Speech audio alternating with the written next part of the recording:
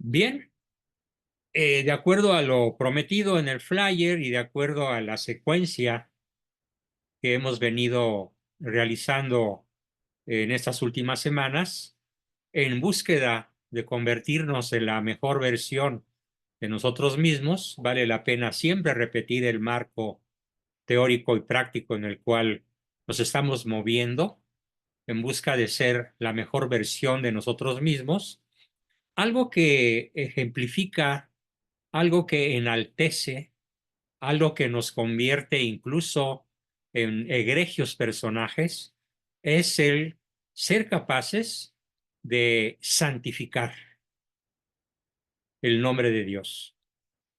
Y ahora no ha habido nadie, y en otras veces lo ha habido, pero ahora no,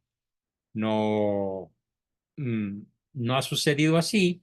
En algunas ocasiones me han cuestionado: oiga, doctor, ¿y cómo es eso de que santificamos el nombre de Dios? Si Dios ya es el Santísimo, nosotros no le podemos añadir nada, no podemos hacer que su nombre sea más santo de lo que ya es. Y mi contestación, al tenor de lo que nos explica Santo Tomás de Aquino, aclara que no se trata de hacer el nombre de Dios más santo, sino de reconocer su insuperable, su absoluta, su magnífica eh, santidad, el santo de los santos.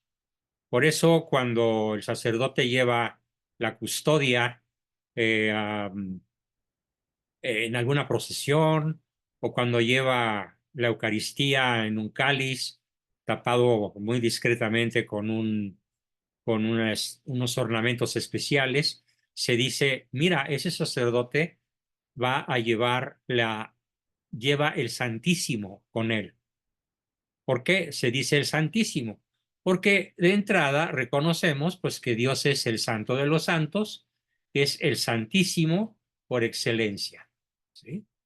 Entonces, vamos a ver qué nos dice Santo Tomás de Aquino acerca de cómo procede a santificar el santo nombre de Dios una persona que quiere lograr ser la mejor versión de su humanidad, la mejor versión de sí mismo, considerando incluso sus limitaciones y disfrutando de sus potencialidades, de sus fortalezas y de sus virtudes. Bueno, pues en esta petición, dice Santo Tomás, en esa petición, santificado sea tu nombre, pedimos que el nombre de Dios se nos revele y se nos haga manifiesto. Es la primera explicación que nos da el Santo de Santos, Santo Tomás de Aquino. Repito, pedimos en esta primera petición que el santo nombre de Dios se nos revele. No revele de rebelarse, de rebelión, sino revele de revelar con V, como cuando se revela un negativo de fotografía y se nos hace de manifiesto, se nos pone de manifiesto. Para Santo Tomás, este nombre se refiere indistintamente al nombre de Dios Padre, al nombre de Dios Espíritu Santo o al nombre de Dios Jesucristo. Es un nombre admirable porque obra maravillas en todas las criaturas. Como el mismo Jesús nos lo dice en alguno de los evangelios, se los dice a los discípulos: en mi nombre ustedes echarán demonios, hablarán lenguas nuevas que no conocían, cogerán serpientes en sus manos, beberán un veneno mortal y no les hará daño. La cita es de Mateo 16:17. El nombre santificado sea tu nombre es un nombre, el nombre de Dios, Dios Padre, Dios Hijo, Dios Espíritu Santo. Es un nombre digno de amor, pues según dice el apóstol San Pedro, no se nos ha dado bajo el cielo otro nombre que pueda salvarnos. Olvídense de cualquier otra entidad mitológica, histórica, humana, angelical, como quieran imaginarla. Repito esta frase formidable: no se nos ha dado bajo el cielo otro nombre que pueda salvarnos, más que el santo nombre de Dios. Y pedimos que se nos manifieste, que se nos revele. Esto está escrito por San Pedro en su epístola, en su carta Hechos de los Apóstoles, capítulo 4, versículo 12. Y bueno, pues qué duda cabe que la salvación es algo que todo mundo amamos, todo mundo deseamos la salvación, ¿no? Excepto algunos por ahí redentos como los que sucedieron o nacieron y vivieron en aquellas épocas trágicas de la Revolución Francesa o de la Guerra Civil Española, en donde el deporte de los rojos, de los comunistas, era la blasfemia y clamaban por su condenación, porque ellos adoraban en su locura moral, en su perversidad ética, adoraban al demonio y odiaban a Dios en todas sus manifestaciones y en todas sus acepciones. Y se burlaban incluso de esta frase de San Pedro. Y decían, en vez de decir, no se nos ha dado bajo el cielo otro nombre que pueda salvarnos, ellos decían, no se nos ha dado bajo el cielo otro nombre al que yo pueda odiar más que el nombre de Dios. Frase que se repitió mucho en la Revolución Francesa, se repitió mucho en la época de la Revolución Mexicana y sobre todo en la Guerra Civil Española, probablemente en ese hecho brutal que le costó a España 1 millón de muertos, es donde más se blasfemó del santo nombre de Dios. Y la salvación, pues, es algo que todo el mundo amamos. Así que entonces es un nombre digno, lo voy a decir despacito, de veneración. El santo nombre de Dios es un nombre digno de veneración. ¿Por qué? Pues porque al nombre de Jesús debe doblarse toda rodilla, abro comillas, en el cielo, en la tierra y en el abismo del infierno, como está escrito en Filipenses capítulo 2, versículo 10. El nombre de Jesús debe doblarse, ante el nombre de Jesús debe doblarse toda rodilla, en el cielo, en la tierra y en el abismo infernal. Es un nombre inefable. Ya expliqué en una sesión pasada qué significa la palabra inefable. Significa, lo repito por si alguien no estuvo o no la pescó, significa algo que no se puede expresar con palabras. En efecto, cualquier explicación que demos sobre la inefabilidad, no infalibilidad, inefabilidad de inefable del santo nombre de Dios, toda explicación que demos, incluso la que yo estoy dando en estos momentos a mi querido grupo, es insuficiente para poder expresar todo lo que convendría saber expresar acerca del santo nombre de Dios. ¿Cuándo lo podremos expresar? En toda su magnificencia, en toda su formidable omnipotencia y magnitud, insondable, inabarcable. Lo podremos expresar si nos salvamos en la otra vida, cuando conozcamos a Dios como Él se conoce, cuando poseamos a Dios como Él se posee, y cuando conozcamos y poseyamos, perdón, la creación entera tal y como Dios mismo la posee. Entonces, este fue el primer motivo de que sea, pues, santificado sea tu nombre. En razón de la firmeza de Dios, se le llama roca. Por eso cuando Cristo funda su iglesia, le dice a Pedro, tú eres Petro, piedra, y sobre esta piedra edificaré mi iglesia. Y la iglesia ha resistido los embates de 2000 años de combate, de 2000 años de persecución, de 2000 años de traiciones, de 2000 años de calumnias, de 2000 años de ingratitud. Hay una anécdota que me gusta mucho contar cuando toco este tema y que probablemente alguno de ustedes ya escuchó, pero vale la pena repetirla en función de lo que estoy en estos momentos explicando. Cuenta la historia que Napoleón invadió, como todo el mundo sabe, o si se acuerdan de su historia universal, invadió el Vaticano y tomó prisionero al Papa. Y lo tuvo prisionero varios meses. De hecho, murió en prisión el Papa que fue prisionero de Napoleón. Y cuentan los historiadores, testigos de lo que voy a narrar, que Napoleón le dijo al Papa, ahora sí, su ilustrísima, voy a destruir tu iglesia católica.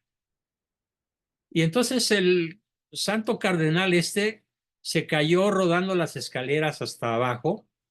De las escaleras ya ven que si han ido alguna vez a la basílica y se han fijado que hay escaños para que se sienten los canónigos y es como, digamos, un anfiteatro en pequeño. Entonces el cardenal rodó hasta el piso muerto de la risa, tapándose la boca y agarrándose la barriga, y Napoleón lo increpó muy enojado diciéndole, ¿y tú de qué te ríes? Y el cardenal le contestó, mira, petit homme, mira, pequeñuelo hombre, mira, homúnculo, me río de lo que acabas de decir. ¿Pero por qué te ríes? Porque si nosotros, los príncipes de la iglesia, los miembros de la iglesia, no la hemos podido destruir en 18 siglos, ¿vas a venir tú, petit homme, a destruirla? Y se siguió riendo el cardenal, y por eso, perdón, sí, el cardenal y el papa y todos los cardenales fueron tomados prisioneros por Napoleón en represalia por la burla de la cual había sido objeto. Bueno, interesante. Eso quiere decir que la iglesia es imbatible, es una roca de una firmeza imbatible. Así que aunque la veamos trastabillar, aunque veamos cómo surgen las herejías por aquí y por allá, como ahora la Iglesia de Alemania parece que está en franco choque con el magisterio, el Papa Francisco los ha invitado a no tener su discurso, a no convertir su discurso en un monólogo, sino en entrar a franca comunión con la Iglesia de siempre, y los obispos alemanes pues como que no le hacen mucho caso. Y parece que los historiadores del momento, los especialistas en la historia de la iglesia de estos momentos, señalan que se espera un cisma en cualquier momento. Bueno, pues aún eso, cualquier cisma, y ha habido varios, y contundentes, brutales incluso, como el cisma luterano, el cisma de Occidente, el cisma de Oriente, el cisma de Arrio y de otros muchos herejes por ahí, no han hecho vacilar ni un ápice en la firmeza de la roca que es la iglesia. Reconocerlo es santificar el nombre de Dios. También, aparte de roca, se le llama fuego. ¿Por qué se le llama fuego al santo nombre de Dios? Repito, Dios Padre, Dios Hijo, Dios Espíritu Santo. Se le llama fuego porque disipa la luz de las tinieblas, disipa la luz, disipa lo tenebroso de las tinieblas. ¿Sí? Perdón, cometí un error. Se le llama fuego, perdón, porque purifica nuestro corazón de todo pecado. Purifica nuestro corazón de todo pecado. Se le llama luz porque la luz disipa las tinieblas y así el santo nombre de Dios ilumina si lo queremos, si lo pedimos, si lo manifestamos, si lo exclamamos, santificado sea tu nombre, ilumina nuestra mente. Con esta petición, varias veces repetida ya, santificado sea tu nombre, no pedimos únicamente que el santo nombre de Dios sea conocido, sino que pedimos que todos los que nos rodeen lo tengan por lo que es, como el santo de santos, como el santísimo.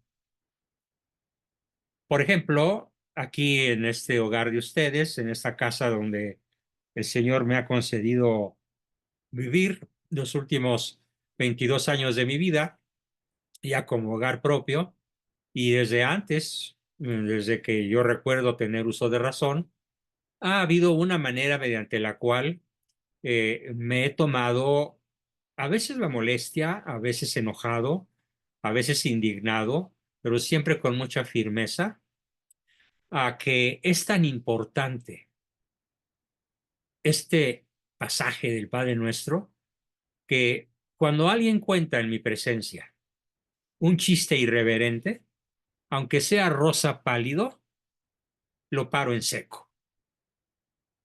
Lo paro en seco. Me costó rupturas con primos, me costó rupturas con vecinos, me costó rupturas con amigos, pero yo me mantuve firme. En mi casa, el santo nombre de Dios se respeta a como dé lugar y no se admite ni siquiera una broma, por ligera que ésta sea, sobre algo que es sacratísimo. A eso se refiere Santo Tomás cuando dice que tenemos que actuar de tal manera que quienes nos rodeen, gracias a nuestra verba, a nuestras palabras, a nuestra postura, incluso postura física, que los que nos rodean tengan a Dios por el santo de los santos, que lo reconozcan como tal. Aunque no les guste, aunque no lo entiendan, tenemos que tenerlo en la mente y en el corazón bien claro y tenemos que tener esa firmeza de roca para poder evitar la burla, el sarcasmo, la ironía, el chistorete irreverente, para que el nombre, el santo nombre de Dios sea reconocido como el que es.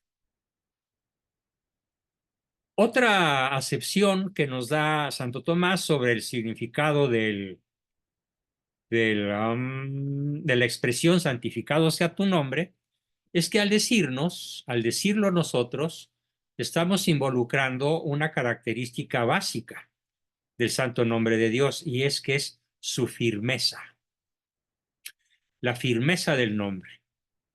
Dado que en ese sentido, solo los santos que están en el cielo pueden ser llamados santos. La Iglesia nunca ha beatificado, nunca ha declarado santo a nadie que esté vivo. Tiene que tener un determinado número de años muerto y tiene que haber logrado cierta cantidad de milagros eh, infaliblemente verídicos, demostrados como tales. Si no, no hay beatificación. Entonces, solamente los verdaderos católicos, los verdaderos adoradores del Santísimo, eh, en la tierra hay que tenerlo bien claro. En la tierra no puede haber santos en el sentido absoluto, porque todos estamos sujetos al cambio continuo. La palabra santo puede significar también lo contrario a lo terrenal y también puede entenderse como teñido en sangre.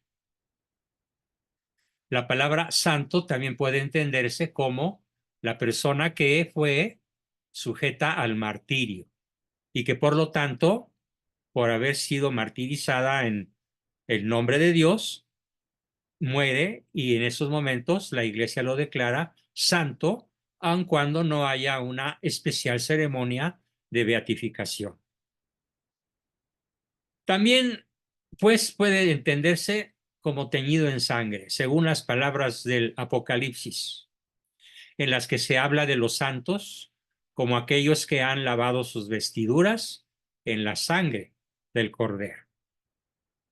Eso significa santificado sea tu nombre. Repito este hermosísimo concepto. También puede entenderse como teñido en sangre, según las palabras del Apocalipsis, en las que se habla de los santos como aquellos que han lavado sus vestiduras en la sangre del Cordero, es decir, con la palma del martirio, por nuestra fe.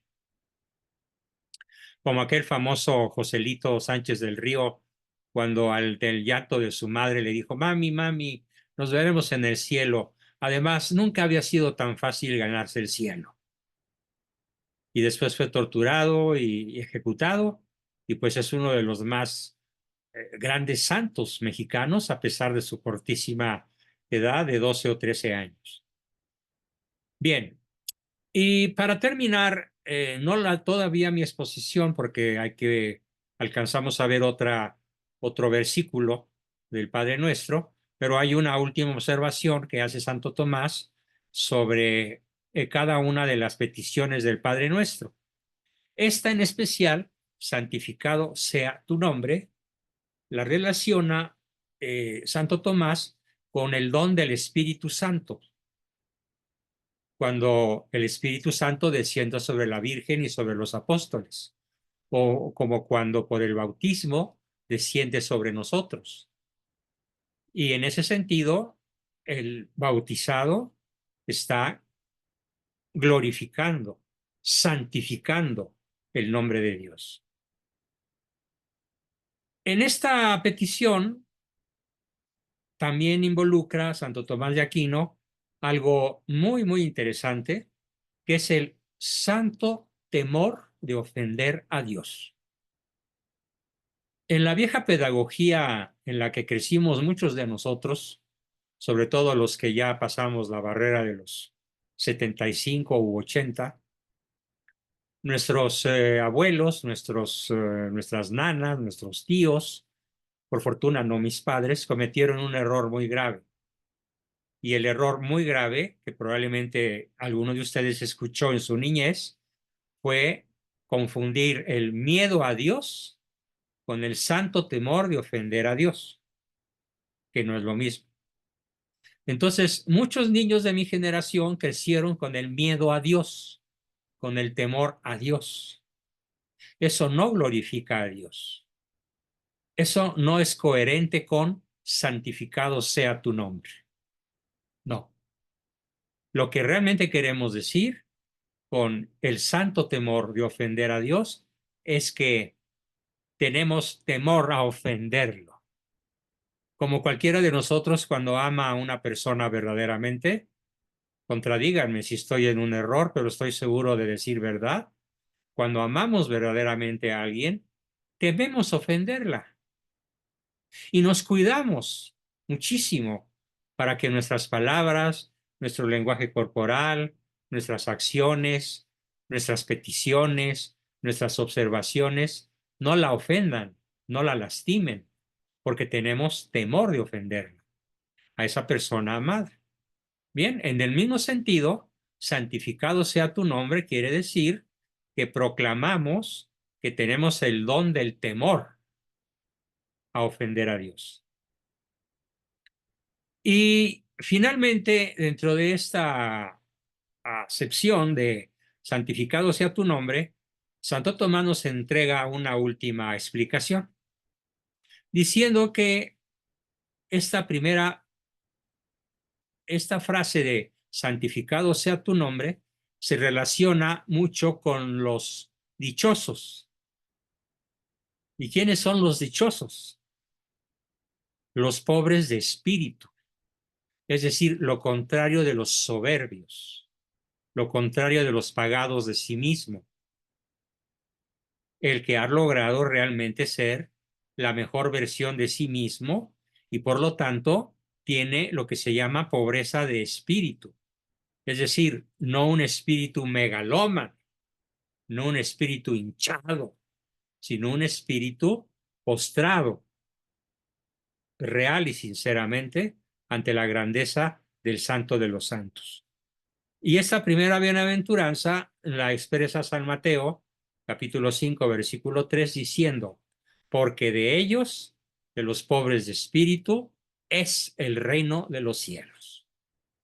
Así que los que santificamos el nombre de Dios en este sentido, en el sentido del santo temor de ofenderlo y en el santo temor, en el don maravilloso, en la virtud extraordinaria de la pobreza de espíritu, podemos tener la certeza de que nuestros serán los reinos de los cielos, el reino de los cielos. Con esto termino la explicación de este versículo, de esta frasecita hermosísima del Padre Nuestro, que se refiere pues a santificado sea tu nombre. Y nos da tiempo para ver la siguiente, antes de terminar mi exposición. En la siguiente frase del Padre Nuestro vamos a encontrar, venga a nosotros tu reino. Venga a nosotros tu reino.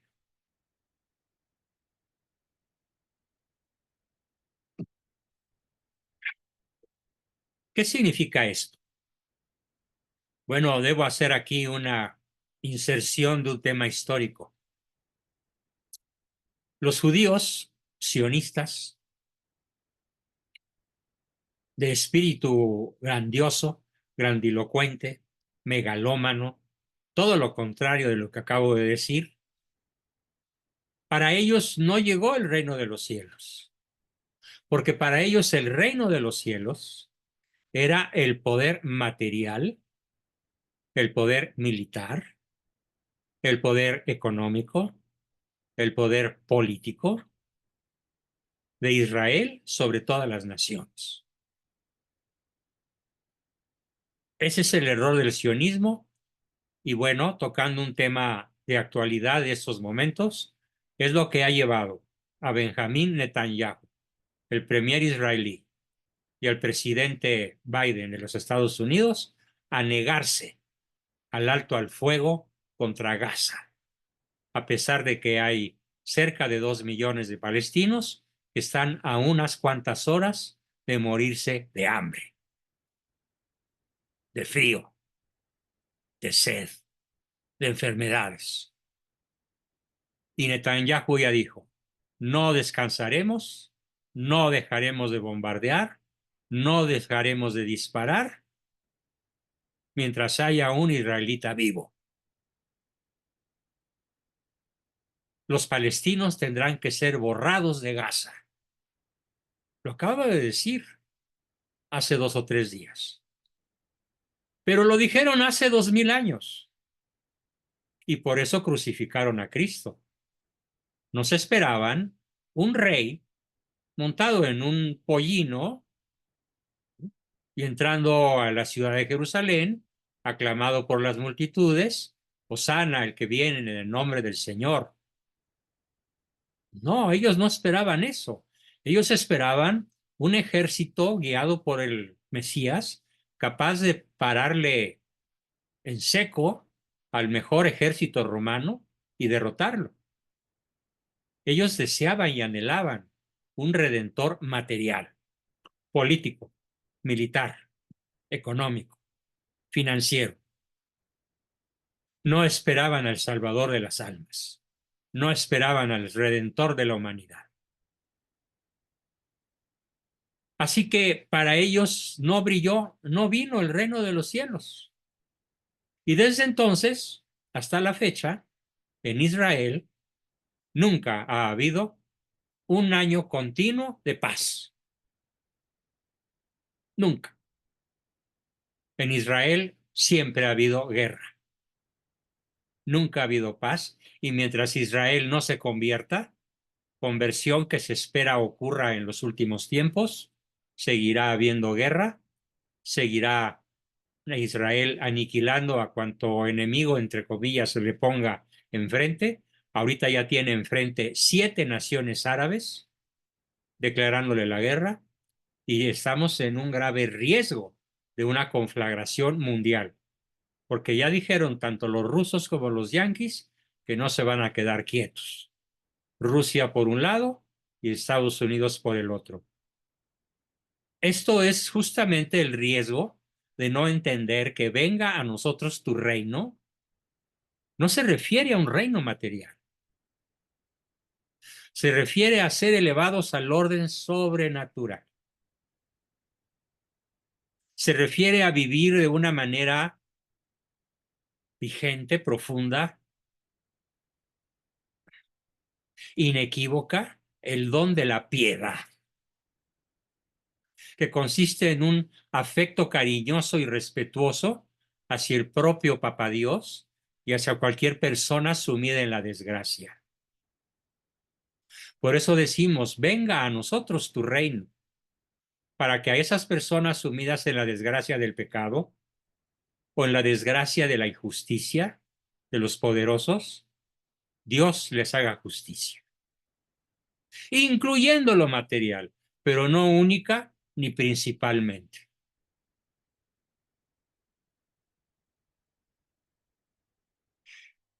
Como Dios es nuestro Padre, pues, debemos mostrarle este afecto cariñoso que nos mueve a suplicarle a Él que venga a nosotros su reino. Hay que suplicarlo. Ahora bien, hay que aclarar que el reino de Dios ha existido siempre, pues Dios ha sido siempre el Señor de todas las cosas, incluso antes de que éstas fueran creadas. Él ya era el que es, Él ya era Dios, pero todavía no le está sometido todo. ¿Qué es lo que no le está sometido del todo, o incluso para nada? La voluntad humana de hacer el mal. Por eso tenemos que ser explícitos, abiertos, contundentes, clarísimos en decirle, venga a nosotros tu reino, para someternos gozosamente a su exquisito yugo, a su exquisita y maravillosa autoridad, que ante todo es amor y misericordia.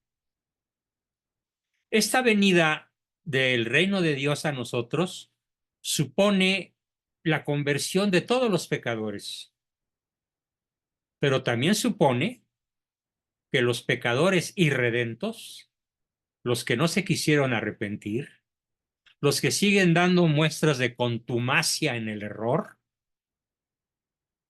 y en México tenemos muestras demasiado fehacientes de esto, terribles, los que están aferrados al error, aferrados a la maldad, aferrados a la soberbia, tendrán su justa consecuencia y tendrán muerte eterna. No en el sentido de ser aniquilados, como algunos herejes lo decían por allá a principios del cristianismo, que el infierno consistía en que Dios los privaba del hecho de ser. No, Dios nunca nos va a privar del hecho de ser. Seremos siempre yo, tú, él, nosotros, vosotros, ellos. Pero los que no se arrepienten a tiempo, de todo corazón, tendrán la consecuencia que eligieron, la aniquilación de toda posibilidad de felicidad, conociendo y poseyendo a Dios y al universo entero. Es una muerte peor que la aniquilación. Por supuesto que sí. Y también dice Santo Tomás, si entendemos por reino la gloria del paraíso, el reino es lo mismo que el gobierno de Dios. Entonces, cuando decimos, venga a nosotros tu reino, ¿qué estamos pidiendo? Que venga a nuestra nación mexicana, que venga a nuestro continente, que venga a nuestro planeta, el gobierno de Dios, que además está profetizado que así ocurrirá. Habrá un periodo antes del juicio final de las naciones y de los individuos en donde habrá un reino de Dios visible, en donde Cristo será el Rey de Reyes reconocido por la humanidad entera.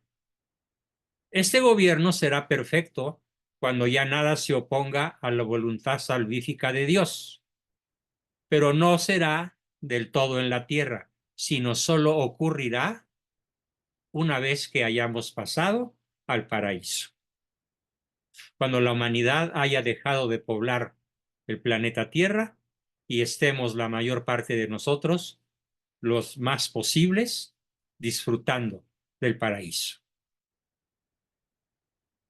Y también dice Santo Tomás que el reino de Dios es deseable porque en él se da una gran justicia.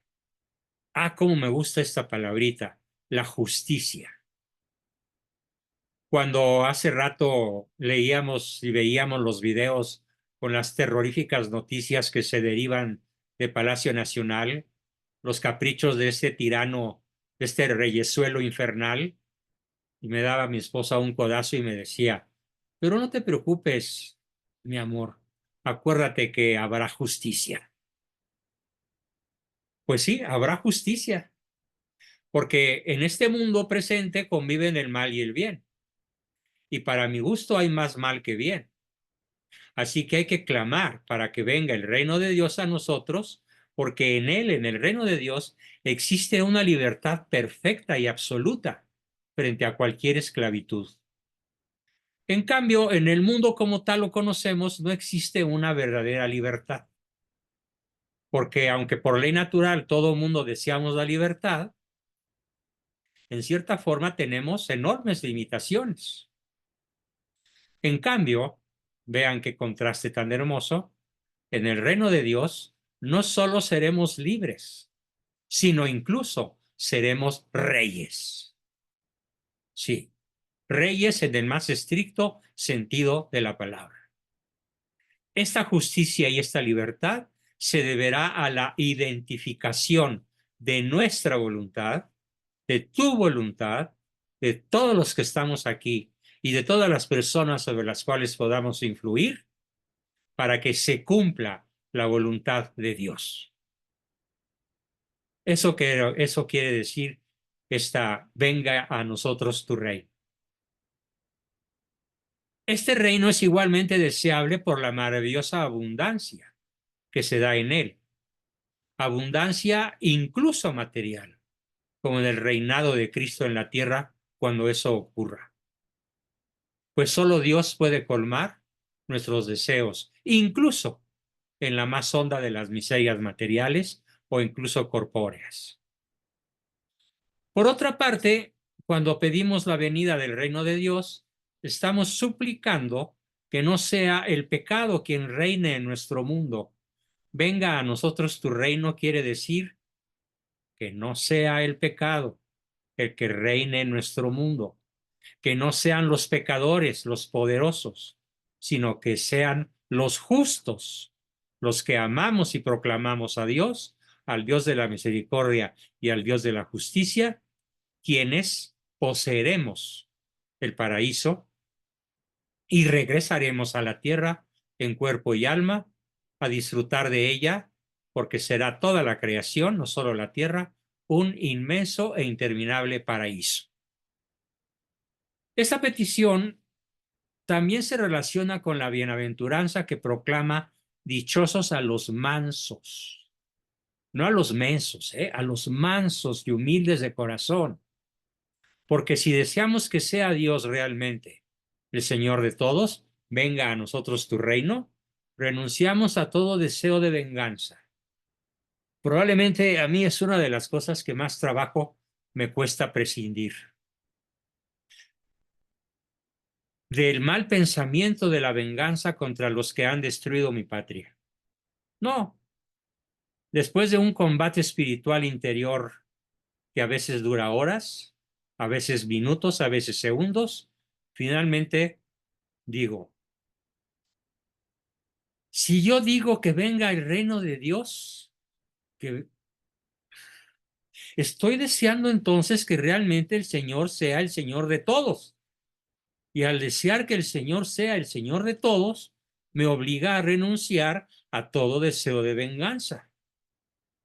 Si espero la gloria del paraíso, no nos preocupemos pues por las cosas del mundo. Y si pedimos que Dios y Cristo reinen en nosotros, debemos de ser mansos, porque el mismo Cristo fue manso y humilde de corazón hasta su muerte. Bien, pues justamente en el minuto 40 y cachito termino mi exposición para dar paso, como siempre, a sus preguntas, comentarios, opiniones, aportaciones, etcétera. Permítanme un segundo, por favor.